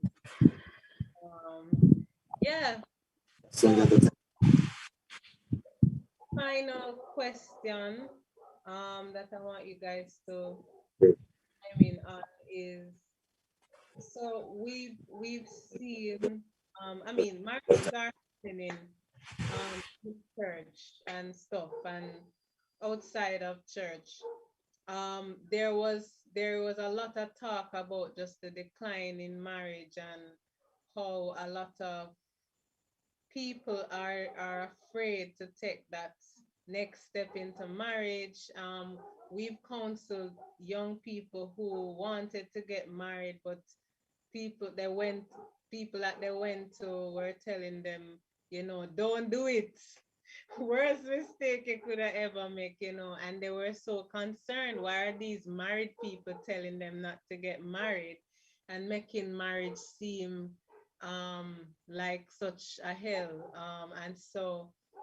And you have that side to it where you hear a lot of talk of that, but then from being in the wedding industry one, and just based on my observation and just being involved in church and ministry, I know that marriages are still on the rise. A lot of young people are getting married, a lot of older people are getting married, in between people are getting married.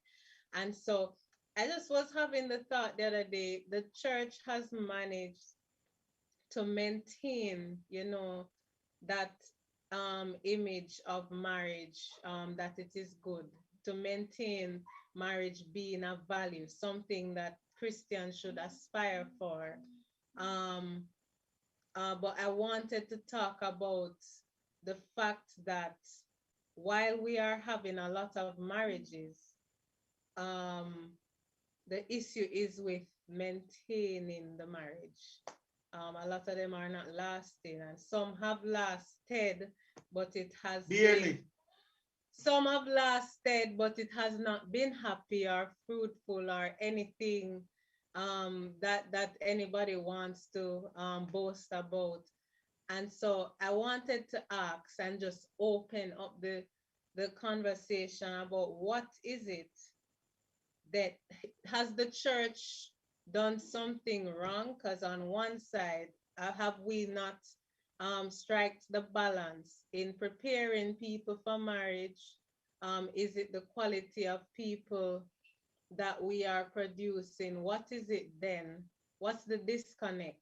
Because we have managed for generations. The whole marriage thing is not just today, but we still manage as an organization, as a religion, to maintain in our members and among Christians that marriage is something that you should want to do, that you should do, that is from God. And most of us believe it with all our hearts.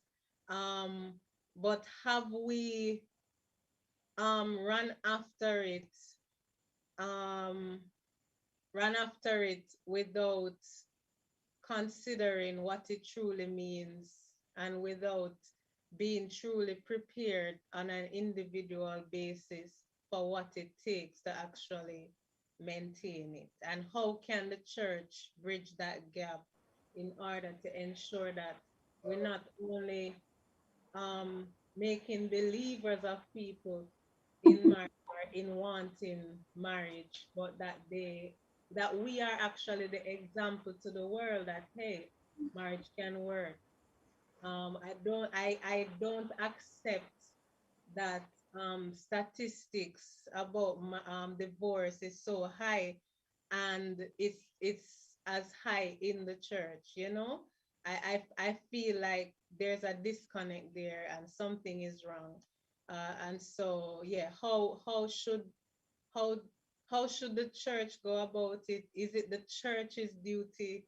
What are we not doing right?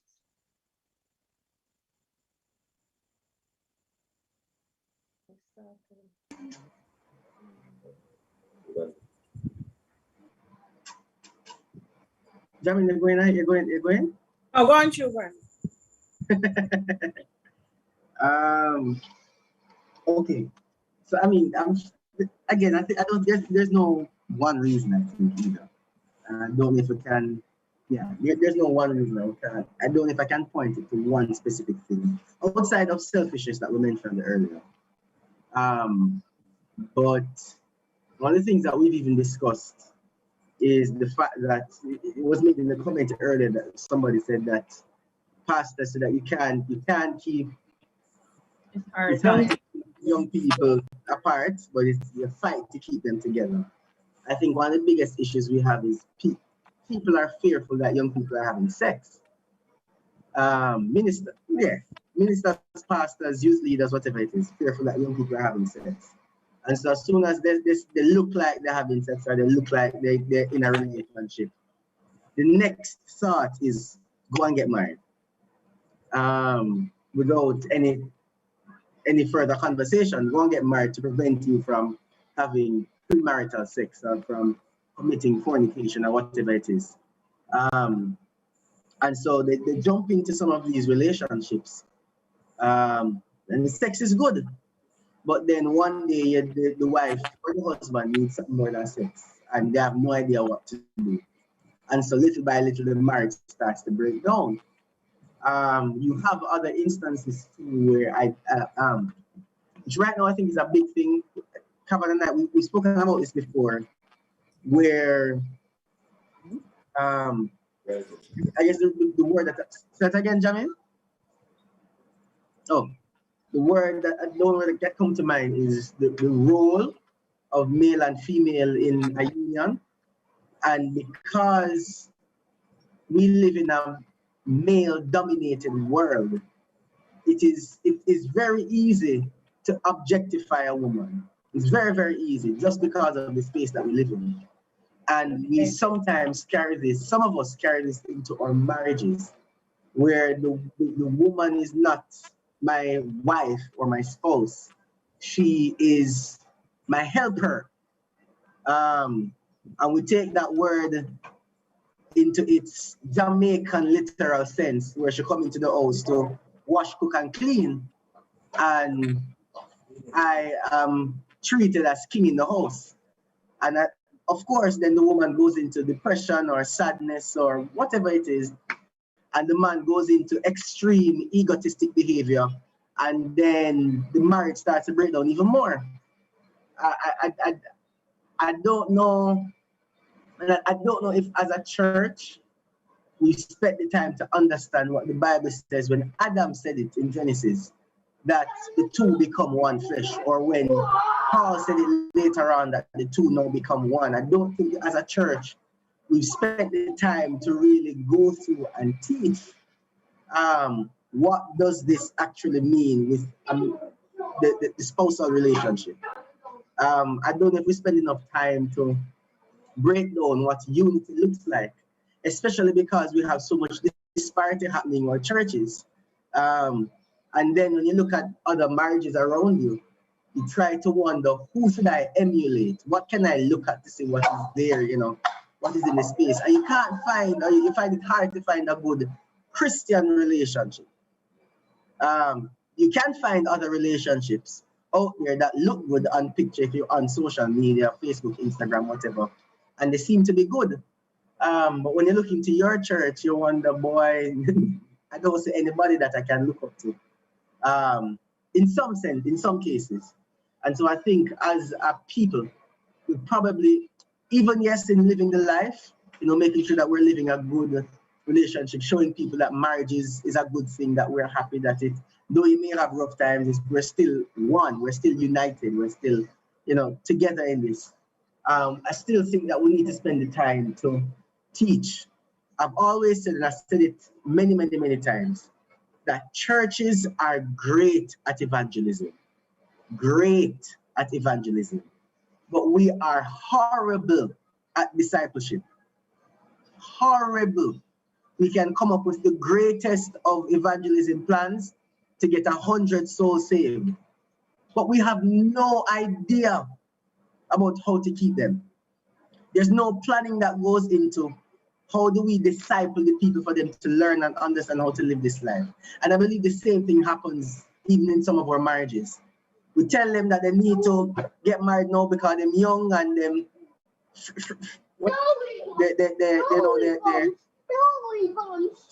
their hormones are riding them, and they need this and they need that, and make sure they're not fornicating out there, and so they're going in and they have sex, and then or them probably, what another case that I've seen too, I don't know if Jamin has seen this in his church in the 2 years, but let's say, I don't know, the couple, non-Christian couple come into, they're not married, but they have children together. They're living together, live together probably for the last 10 years, and one party gets saved. And the next party said they don't like marriage because as soon as they get married, it broke up. I've heard that many times. As soon as we get married, it have a broke up. But the pastor tell, let's say in this case, the pastor tell the wife, he said, boy, if you don't get married, you have a fornicate, and you'll be fornicating with this man, and we don't spend any time to even talk to the husband to, truly try and understand his issue. And then we tell the woman, say she needs to leave her man. The man that she have picked me with, and everything where belong to him, belong to she. And we'll go down this road without any kind of education, any kind of understanding, any kind of conversation. So I think as a people, as a church, as a body, as the unit that God has left here as his children to teach his word, that we need to really do that, teach, allow people to learn, for them to understand that marriage is an honorable thing. Right. I mean, I think I'm a little I'm thinking a lot about how much teaching I got when I was a younger person. And recently I was reflecting, it's going to laugh. Right. But and I remember even the countless youth fellowships and different youth meetings where they said we're going to talk about relationships tonight. And again, like in my mind, me I go say, other people are like, yeah, but I'm like, okay, all right, yes, another relationship talk. Because we really got a lot of it. We got a lot of teaching, we got a lot of counsel and so on. So, we got a whole lot of, understanding marriage and all kind of things, right? But I do believe, and this is my passion and my heart, that what we are seeing in terms of marriage is just a symptom of our spirituality, as a church, as a people of God and so on. Like the inability or the difficulty to keep it together is also a difficulty in communing rightly with God, and making the whole life, just revolve around the Lord and so on. I mean, I know it does sound spiritual and it should, right? Because I mean, being in a union with somebody that that God has put you together and so on, and you're doing life together and so on, that understanding for the person who is growing and glowing in the Lord, the marriage should also be growing as the relationship with the Lord grows and so on. And then it does take the deliberate effort, not to have a disjointed Christianity, not to be, just religious, where you think that, it's just about doing these things for God and so on. But actually having that life, that richness, that aliveness, that life of God flowing out, and it flows out into the marriage and so on, and you're deliberate to do the word of God, and you fight with the word, you use the word to inform your decision. So you two have an argument. It's not, what would Keisha say me for do, right? But it's more like, what would the Lord say? Lord, what are you saying about this, right? And so I do think it's a symptom of, or commitment to the Lord. And I'm not saying that everybody who has difficulties in their marriages are not committed to the Lord and so on, because sometimes there are some blind spots that we do have, right? But I do think that the statistics then, the whole heap of divorces and so can be symptomatic of just our spirituality and how much we take seriously what God says and how much we take seriously doing life God's way. And even as Tanika spoke a while ago, I was just thinking about the need for reality checks. Because the day when you get married, like it's a good day, right? Everybody happy, everybody committed, and it's wonderful. Honeymoon pass, and you're starting to live together, right? But as Keisha said earlier, like how do we maintain the marriages? So things are going to be happening, but it's like we want to keep that same feeling or love for each other on the first day, whereby I love you wholeheartedly. I will do anything for you, and I want us to stay together. And so, even when I do marriage counseling, that's one of the things that I try to highlight. Like, if your vision or if your objective is to be together, right, to stay together, then what is it that you are willing to give up, the sacrifice, to put in to achieve staying together? Because it's only when you are together you are able to fulfill that word or the vows or whatever. So I think at the end of the day we have to do a reality check. The moment you feel yourself slipping away, the moment you feel yourself losing love, I don't know, just not being the man that you vowed to be, not being the woman, for the ladies that you committed to be. like, check yourself, isn't it? Sit down and talk about it and say, yo, this is what's happening. I feel this way. And I think this is the reason why. Or if I don't know the reason why, whatever. But we need to look at what's happening in the marriages before things go overboard or whatever. You really find a marriage breaking up just so. Just like you up in the morning and just break up. But usually it's a slow fade, as Pastor Tom says. It's a slow fade. And so you find that over time, it led to that point of divorce.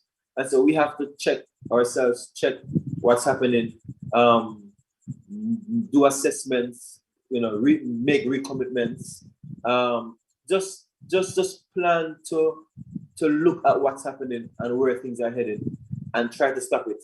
And even if it's counseling or whatever, make adjustments. Like right now for us, me and Tanika, like for me, I really would want us to do more of getting away, just from life, work, ministry, and everything. And I realized, that's a moving target for a number of reasons, right? But it's happening. It's gonna happen. But it's just like and then COVID and whatever. But at the same time, while that is pending, there are things that can be done at the same time to actually, in some way, satisfy a need that I realize that we actually need to see happening. And so things like that. You do a reality check, you know what you need to do. And if it cannot happen in fullness, then the pieces, like the smaller ways in which you can meet what you need to sustain or to maintain your marriage, you need to do it. Because at the end of the day, this is what will help you to actually stay together so that you can fulfill those vows that you made before God and all mankind.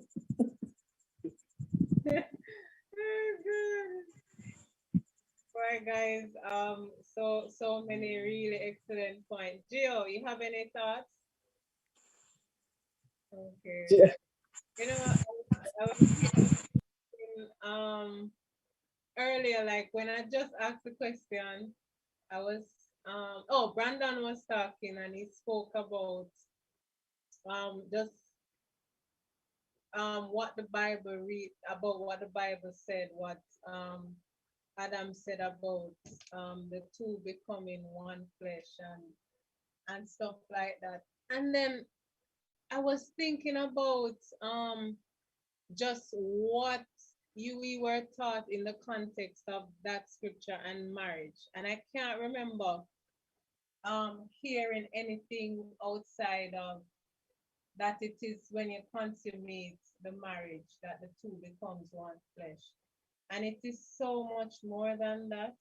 And Tanika was talking about a lot of teachings that we got in church about relationships and sex talk. But I find I was here just trying to remember like what was it exactly and if it was really stuff that prepared us for what marriage is meant to be, or was it to just keep us from having sex before marriage, or was it supposed to just tell us that as wives we must submit to our husbands? And yes, and so I find that a lot of it um was taken from a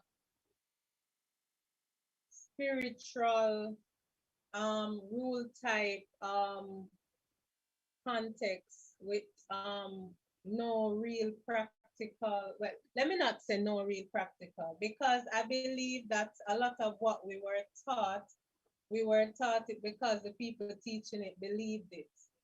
I also believe that a lot of what we were taught about what marriage should be and the context of being a Christian and marriage and what church versus family and marriage is, a lot of the teachings were incorrect.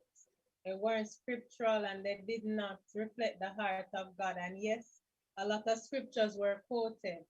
But when you reflect on it, you realize that some of it really set people up to fail, not because their intentions were poor when they were teaching it. At least I hope not, because um, let me just filter that. But yes, but I feel like let me just go to the two becoming one thing, which is a really fundamental principle that the Bible is very clear on. And when you leave it at just consummating the marriage, and it's when you have sex that the two become one, and you talk about the blood covenant and stuff like that. But the Bible talks so much about two being better than one, and how can two work together lest they agree, and all these things about how we should treat each other, and love is patient, and love is kind, and love is not rude, and love keeps no record of wrong. But I find, and I don't take things in isolation. As I said, a marriage is only as good as the two people coming into it. And I find that our marriages today is a reflection also of what we see in the church. And God Christ called us the bride of Christ. And I don't take that lightly. And you find that in church, yes, there are many people who are wonderful people who have really surrendered to God and allowed Him to change them inside out instead of just acting like they are, and moving with the status quo. But you find that there are a lot of the things that causes marriage to break up are the things that causes people to leave church, and how we treat each other. And so I feel like there is some root issues and some fundamental principles that we haven't stuck out on and are examined in order to produce the type of people that you can live with. A lot of times, you can't even, people come to a place where the thought of going to church is a pain to them because of the type of people and it's it's just very sad. I don't see it in isolation. And so what is it then that we need to do? I don't know. I just believe that we have to focus more on, because yes, you can tell people, and I think, of course, I know that there has to be an individual. The biggest thing is each person has to decide that this is what I want.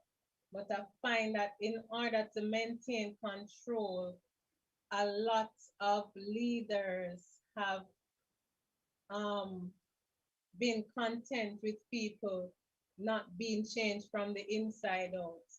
They are content with people being dependent on them, and people having to come for prayer and always having to ask them for the answers without a real relationship with God. Because the truth is, when you get to a certain place in your relationship, and Brandon talked about his journey and just how it became a thing where God was just in everything, and everything was that, and therefore your life is not segmented anymore. It's not about the me at work versus the me at church versus the me at home. It's me and who I am as joint heir with Christ, and who I am as the person, like everything that the Bible described about what we should be and how we should treat people. And if we don't start practicing, I always say practice makes perfect. If we don't start practicing treating the people in our house with respect and love, and treating the people at church, and stop backbiting and gossiping and whatever, then how are we going to just go into marriage and just become this perfect wife, the ones that you see on these TV shows and on whatever, that just do everything and don't complain and smile all the time? We cannot do that. And so it has to start with a decision to be this and practice this and allow God to just do the work to ensure that when we get married, um, we're not sabotaging everything in our lives. Amen. I mean, I know that was a lot, but I think it was a very important uh, piece of advice in terms of just looking at everything from all sides and working together. Guys, we have been on for 2 hours. Thank you guys for giving us so much of your time tonight, both our guests, panelists, and also our viewers. Thank you guys so much. If you thought that this discussion tonight was helpful, we want it can be helpful for someone. We want you to share it. I want you to send them like, guys, you need to listen to this. It long, but it good, and it will help you. It will be a blessing. And so I want you to share it. And also, if you want to hear more from us, we have many different couples coming in, many different topics that I believe is very important. You see, Trisha and Coke sound like me every day. Keisha, you are 100% on point. That's me every day, all day, every day. Just here So scoring points. if you love this discussion, subscribe to our channel, hit the thumbs up button, share with a friend. All right. Before we go, we love to ask our couples to spill the love.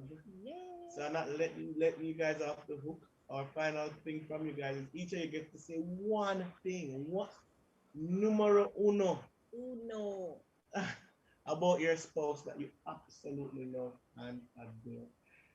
So we're going with the spill the tea youngins in Jamie and Tanika. This is the first time. Come on. Share one thing about your spouse that you love. Ah, geez, I think his consistent. They love everything. Yeah, I mean the one thing. All right, I'm gonna try to focus. All right, so I want to be obedient. All right, so one thing. I think it's just his consistency. You know, his consistency in the things of God. You know, I would just jam in, wake up and start from the Bible or something like that. You know, he's just so consistent, and I think that's the secret of his strength. You know, as a person, and a lot of the things that you hear him say, I do believe that he is. I won't say self-taught, but I mean God-taught. You know, so a lot of the things that he has learned how to be as a man, it is because of that relationship with the Lord that it is flowing out. So I know I can't talk about, you know, just his selfness or, you know, his kindness. You know, so I just stick to the one thing of consistency. So I can't talk about his romantic nature or anything like that. Just the consistency, right? One thing. I mean, one thing about your spouse that you absolutely love and adore. Yeah. For me, I love it though. it always okay. Yeah, it always amazes me like how willing Tanika is to ensure that I'm okay. Like she just always go all out to ensure that I'm satisfied, that I'm okay, I'm covered, and whatever it takes for that to happen. She just give herself to that and stuff. So that's really awesome. You know, I'm trying not to follow her style, you know, and Men set good examples, my brother. yeah. For those who are, may those who come behind us find us. Come on, Tanika do it just in Tanika style. Like I won't mention the kindness and all the, you know. You would have done the same thing. So come true. And I hope our audience is taking note that consistency is an ingredient, you know, for a happy marriage, and always ensure that the other person is okay and covered and cared for. Lovely. Let's head over to the walls. For this season, I appreciate Brandon's patience. He is probably the most patiently forgiving person I know, and I really love and appreciate that. Because you want to sneak in two things to make up a term. Patience. Patience. But you want me to forgiving with patiently forgiving. We will be forgiving. As you know, we patiently forgiving. Go ahead, Brandon. Um, Gio is always at my defense. Sometimes I have to be careful how I say things on the phone or how if I put things on speaker and she gets a hint that somebody talked too loud at me, she jump around the corner and say, what am I saying that for? What am I talking so loud? I'll be very careful. But I really, really, really appreciate how she's always there at my defense. First of all good, ladylike, quiet. So, she would not listen. She could always say, Brandon, I think, you should pray more. Right. Not my I love how you perceive my wife. I love it.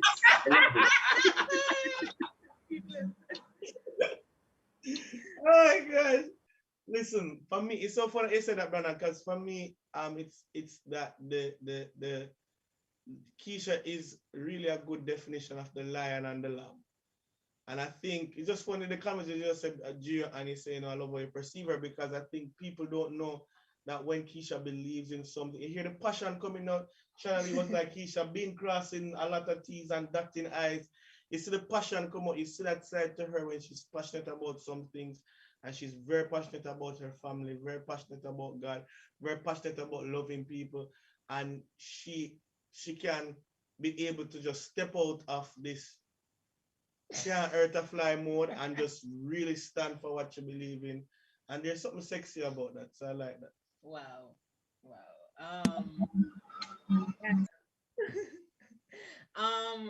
I was just sharing this with one of my brides today and her maid of honor. I love the fact that from day one, Kavan has always covered me. And everybody who knows Kavan knows he's charismatic. He's not the type that loves conflict, that likes to go up in anybody's face or cause any problems. But he proved from very early. And we I was even recounting how we got married young. So um at age 22, when you're the type of person who is very thoughtful and respects elders and whatever, um, he really covered me. And so it makes me very secure, and he still does it up to today. He's always just covering me, and so I really appreciate that about him. Amen. Goodbye, everybody. I'm going to go cover my wife. In Jesus' name. Yes, God. Cover her in all those who tuned in tonight. And thank you so much to our guests. As we go, I want to just ask the Weather Burns, how can we reach you guys? If people hear you, love you, want to know how to connect with you. And different Visit Freedom Fire. Yeah, and different ventures that you have. So you can tell them if they want to visit Freedom Fire or say Freedom Fire content. Also Heaven's Bookstore. And any other thing, any social other media ventures are just your personal information in terms of social media, whatever that you want to share. Go ahead. All right, so thanks, Carl, for the opportunity. So, as I said earlier, we're senior leaders at a Freedom Fire Fellowship, Freedom Fire, FYAH Fellowship. We're in Portmore. We're actually in Bayside or Port Henderson Road, behind Ken's Wildflower. So that's where we are right now, and you can connect with us through either our Facebook page, or you can go on Instagram. We have a page there as well, and you can join us live on Facebook on Sunday mornings. And yeah, so, and you can drop us a message or, just leave a note if you want us to connect with you as well. You mentioned Heaven's Bookstore, which is really our bookstore, and it's a supernatural bookstore actually, whereby we only promote and sell supernatural books that is about the Holy Spirit, the gifts of the Holy Spirit, the presence of God, sons, sonship, because sonship is supernatural. We have Prophet Covenant there as well. It's a supernatural book. And so, so you can go on Instagram, mail or Instagram page and get information about the books that we have there, and see people sharing testimonials and whatever. And so you can connect with us for anything you may need. For books that can change your life. Yes. Yeah. But God has been doing awesome things with us at church. His presence is with us, and we're really thankful just for this privilege, just to steward, God's presence. And so, and this is just my heart, not just for us, but for the body of Christ throughout our nation, that there will be a revival, that God's presence will rest upon our sanctuaries. And we won't just come to church because we're asked to, or because the curfew is extended, or the numbers have increased to 30, but we will actually have a hunger of just wanting to encounter the Lord and wanting God to encounter us as well, so we can see miracles and breakthroughs and to see souls saved and discipled, for the glory of God. So, yeah. Ditto. Praise the Lord. Awesome. Gio, definitely want to hear about OG.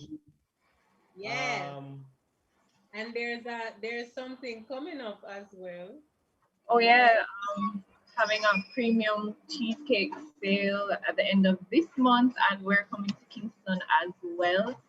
So you can, for now, contact me via WhatsApp at 876-448-0813, and that's the number for OG's Pastries and Confections. So. Number, please. I'm putting it in the chat. Repeat the number. 876-448-0813. Thank you. Anything else you guys want to share in terms of any project coming up? I think that's it for now. Anything you have coming up, Brandon? Me? No, I have nothing come up. Great. We just want to really say thank you so much to Kenny, who has been just committing himself to helping. He has done such an excellent job week after week. Yes, Kenny is why we stream so both here, spill the tea and backdrop and thank you so much, bro. Yeah, if you have any form of, we are in in a pandemic where everything has to be done online for the most part. So if you need any streaming service, contact Kenny Allen. Yeah. Call me. Who said call me? You can contact us if you want to get to him as well. He also has a business called Socksology. Really cool. You get all the coolest socks. If you ever see Coven preach and kick off in boots and you like him socks, then oh my gosh. Socksology. Amazing. So, and also thanks to Mission as well, who is a part of our production team. Yeah. This would not have been possible. So thanks, Mission. I look forward to having you as a guest on Still the Team. Hey! Shando. Shabababa. Yes, any, all of the folks are them steal it. It's really because Mission probably just remove our service because of the comment I'm about to make. Good qualified, love the Lord young man who loves Spill the Tea brand, and you're looking for a young woman who will who is top Top notch. notch. A1. Yeah. And you're Definitely saying would this, I recommend. can't find good woman and I need one in my life. You can message House of Clay privately. Yeah, no, though that you're going to have to do a very long interview and a probation process where we'll have But kind of to, surprised me to end the life. But I want to thank Kenny and Mission for just helping us to get big support. All that we Thank do you, out. guys. All right, guys. See you guys next week. We look forward to coming and sharing all that we can to help make marriage great again. Have a great night. Bye.